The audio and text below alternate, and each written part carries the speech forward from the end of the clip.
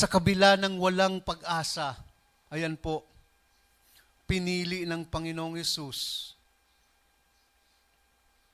na magpakita sa kanila at i-assure sila ng kapayapaan. Di ba yun naman po yung gusto natin?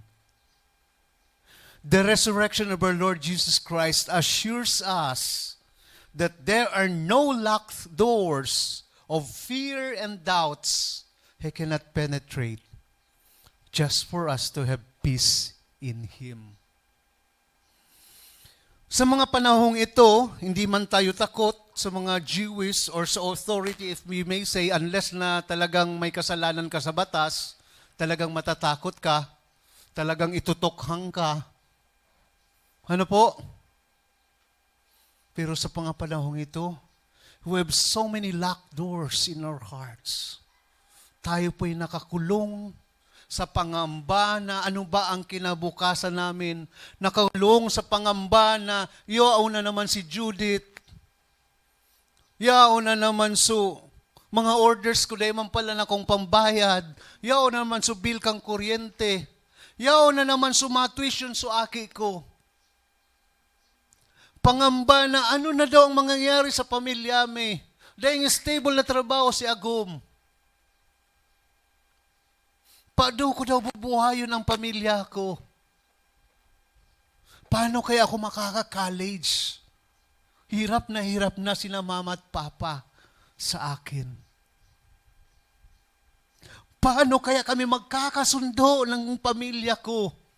Na tila ba sobrang layo na ng aking mga anak at pamilya sa akin? Paano kaya ako makaka-reconcile sa kapatid ko na matagal na kaming hindi nagpapansinan? I don't know kung anong mga nakalak dyan sa puso nyo, sa puso natin. I don't know if that lack of fear and doubts na mayroon po tayo na seemingly impossible na ma-open, kaya nawawalan ka ng pag-asa. Alam niyo po kasi itong pag-lock natin, itong mga pangamba natin, para siyang magnet eh. Di ba? Pag minsan ito yung nakaka-overwhelm sa atin, lahat ng mga susunod na iniisip natin, negative na eh. Lahat nababalot na tayo ng reklamo eh, dahil sa pangamba natin eh. Namamagnify na tayo na every time na lang may gagawin eh. Paano na naman daw ini? Bata ngayon, nakamit na kamukhaan na tao na pag kay storya mo, puro na sana negative. Dahil mo man mabasol, talagang negative man lang nangyayari. Pero alam niyo po yun, pag nasasanay yung utak natin, nagwa-wire na siya ng sarili, na every time lahat na lang na nakikita mo ay negative. Nakakatakot po yan. Baka doble-doble ng kandado mo, kaya hindi mabuksan. Ano po? We have to train ourselves to see yung mga positive na bagay. And that's biblical. Sabi ni Paul, whatever is true, whatever is righteous, whatever is trustworthy, whatever is trustworthy, think about such things. Yun daw ang isipin natin. Teka, baka puro na sana negative dahil sa negative na nangyari sa imo, pagpaparaisip mo na sana sa negative. Kaya napaparalyze po kita. If we have these locked doors, ito ang Panginoon. Walang imposible sa Kanya. Kaya niyang buksan po yan. Yan po yung message ng resurrection. To give us hope na yung kamatayan nga, na pagtagumpayan niya, yan pang piga-problema mong pang-tuition, yan pang piga-problema mong pangkaon, yan pang piga-problema mong pangbayad. Baka lang kasi hindi ka nagtitiwala sa Panginoon.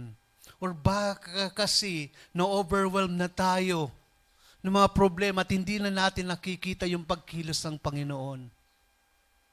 And these disciples back then, ganun din po, para silang sinakluban ng mundo.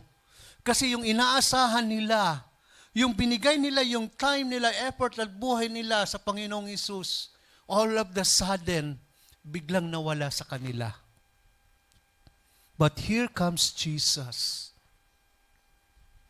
After His death, He rose at nagpakita. Yan po yung power ng resurrection. The resurrection of the Lord Jesus Christ will turn our mourning into dancing. That someday, itong mga pinoproblema natin, itong mga pangamba natin,